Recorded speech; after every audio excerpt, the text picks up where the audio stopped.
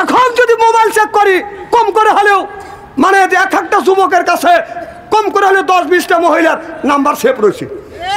বিশ্ব যদি না হয় এখন থাপা দিয়ে একটা ধরবো, লাফা উঠছে ও হুজুর মুখে ধরল না না এ থাকা আমার পরে না। কিন্তু আমি আপনাদের বুঝাচ্ছি ও মোবাইলের মধ্যে কি করতেছে, বেহেশতে লেওয়ার লেগে কাঁদতেছে।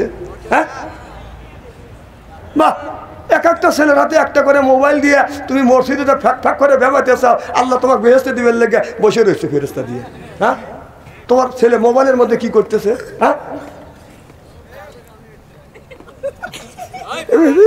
করে আসো এদিক তাকান। আপনাদের শহর ফরিদপুর এই গ্রামের মধ্যে যদি 50টা যুবক যুবতী থাকে, তাদের কাছে যদি স্ক্রিন টাচ মোবাইল থাকে, আপনি রাত 12টার পরে ফেসবুকের মধ্যে ঢোকেন, মেসেঞ্জারের মধ্যে ঢুকে দেখেন 50টা যুবক যুবতী থাকলে কম করে হলেও 30টা রাত 12টার পরে লাইনে রয়েছে। ও কি করতেছে? তোমাদের বেহেশতে লিবের লেগে কাঁদতেছে। এর মানে হলো দোজকের লেওয়ার লেগে অস্থির হয়ে গেছে। ঠেলা দেখা বাপে দোজকে দেবো, মাকেও দেবো, বাপেকে দেবো, মাকেও দেবো, তারপরে টিভি দেখায় আমু যাবো। এখন যদি মোবাইল চেক করি কম করে হলেও মানে এক একটা যুবকের কাছে কম করে হলেও 10-20টা মহিলার নাম্বার সেভ রয়েছে। বিশ্ব যদি না হয় এখন থাপা দিয়ে একটা ধরবো, লাফা উঠছে ও হুজুর মুখে ধরল না না এ থাকা আমার পরে না। কিন্তু আমি আপনাদের বুঝাচ্ছি ও মোবাইলের মধ্যে কি করতেছে, বেহেশতে লেওয়ার লেগে কাঁদতেছে। হ্যাঁ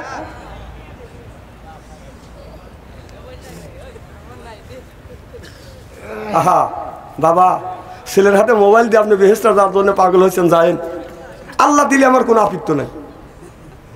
আপনার ছেলেকে লেখাপড়া যদি কম করে, ছেলেকে বলে তোমার রেজাল্ট খারাপ হইলে কেন, তুমি স্কুলে কেন যাও না, এর জন্য ভাত বন্ধ করে দেয়, বাদান বাড়ি থেকে বাদান বের করে দেয়, এমন কি তার শরীরের উপরে বাদান প্রহার করে। আপনার ছেলের বয়স 20 বছর হয়ে গেছে, 20 বছরের মধ্যে একটা দিনও নামাজ পড়ে না, তুমি ভাতও বন্ধ করে দিলে না, গালিও দিলে না, বাড়ি থেকে বের করে দিলে না, প্রহারও তুমি করলে না, তুই মানুষ না কুত্তা। দুনিয়ায় কাজ করতে তোমার ছেলে পড়াশোনা কম করছে, তাকে বাড়ির থেকে বের করে দিছে, ভাত বন্ধ করে দিছে, এরপরে মারপিট করছে, আল্লাহর হুকুম নামাজ পড়তেছে না, আল্লাহর খাচ্ছে, আল্লাহর জমিনে বসবাস করতে কোথা খাইতেছ, তুমি একটা বারও বললে না যে তুই মসজিদে যা, তুমি বাবা নাকি? খুব খারাপ লাগতেছে মনে হয়, তাই না? যে উঠে দেবে বসবো যে এই এর বিপক্ষে। লোকমান আলাইহিস সালাম বলে, বাবা বেটা ইয়া বুনাইয়া আকিমুস সালাহ, বাবা নামাজ কাজা করো না, নামাজ পড়ে আল্লাহ আল্লাহ মিকুনা শামসু কামা, আল্লাহ আল্লাহ মিকুনা আরদু জামা আনতুম আওলানা বাস্তু মুসলিম কি সানাহা আনতুম আওলানা বাস্তু মুসলিম হতা কামা সিল্লাকান আল্লাহু আকবার। আমার বন্ধুগণ, আমার ভাইয়ের আমার, এবার লোকমান আলাইহিস সালামের বেটা বলল, আব্বা আমি একটু সফরে যেতে চাই, বেড়াতে যাই, ভবনে যেতে চাই। হযরত লোকমান আলাইহিস সালাম নিজের সন্তানকে বলতেছে, বেটা তুমি ভবনে যাইবে, সফরে তুমি যাইবে, তবে একটা কথা শোনো। কোন দিক যাবে? বলে আমি উত্তর দিকে যাব।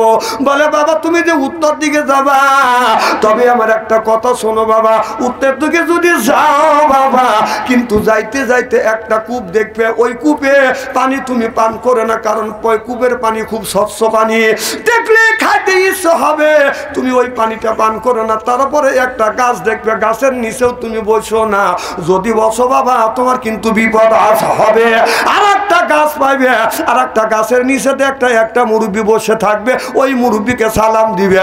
ওই মুরব্বী যদি বলে বাবা আমি তোমার সাথে সফরে যাব, তুমি সফরে নিয়ে যাইবে, ওই মুরব্বী মানুষ যা বলবে সেই কথা শুনবে, মুরব্বী যেটা নিষেধ করিবে ওইটা তুমি করিবে না।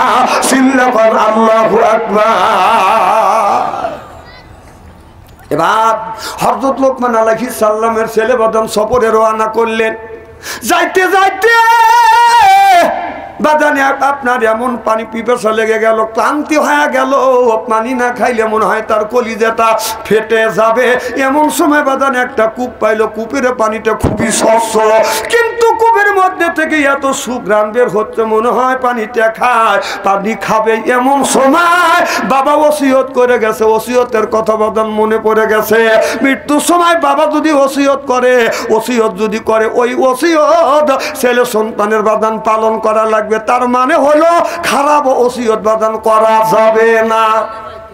কথা কি বুঝতেছেন? ছেলে বাবার কথা মনে হইলো, বললো বাবা ওই পানি তুমি পান করো না। ছেলে ওখান থেকে বাদান অতিক্রম করলেন, সামনে একটা গাছ, বাদান মৃদু মৃদু বাতাস লাগতেছে, চিন্তা করতেছে এই গাছের নিচে আমি একটু আরাম করি। বাবা বলেছে বেটা গাছের নিচে তুমি বসবে না, যদি বসো কিন্তু তোমার বিপদ হবে। ছেলেটা বাবার কথা মাথায় রেখে বাদান রওনা করলেন। যাইতে যাইতে যায় দেখে আর একটা গাছ আছে, ওই গাছের নিচে একজন মুরব্বী বসে আছে, মাথার চুল পাকা, দাড়িগুলি পাকা, মাথায় বাদান পাগড়ি বান্ধা, গায়ে হলো বাদান জুব্বা।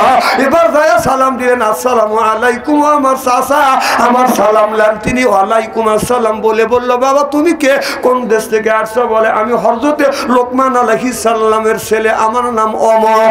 ও বাবা তুমি লোকমান আলাইহিস সালামের ছেলে, তোমার বাবা খুব ভালো মানুষ, তোমার বাবা খুব ভালো মানুষ, তোমার বাবার মতো ভালো মানুষ না। তোমার বাবা মানুষকে বুঝাইয়া দিনের পথে নিয়ে আসছে। দুনিয়ার এই পৃথিবীর বুকে বাদাম তিনজন লোক সবচাইতে বেশি কালো ছিল।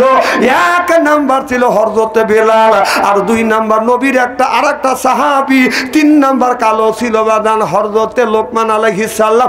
এত কালো লোকমান আলাইহিস সালাম রাস্তা দিয়ে বাদান যখন যাইতেন গাছ জবান খুলে খুলে বলতো ও আল্লাহর নবী, ও আল্লাহর বান্দা লোকমান আলাইহিস সালাম, এই যে আমি গাছ, আমাকে কেউ যদি শোধন করে খায় তার পেটের আমাশা ভালো হয়ে যাবে।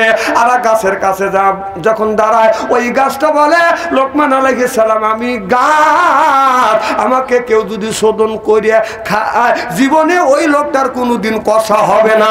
লোকমান আলাইহিস সালাম নোট করলেন, আর গাছের কাছে যা বলতেছে, আর গাছের কাছে দাঁড়াইছে, গাছ জবান খুলে বলতেছে লোক এই যে ভাই ভাই যা কেটা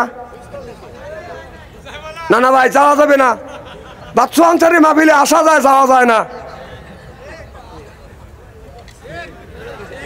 কি ঠিক আছে তো? হ্যাঁ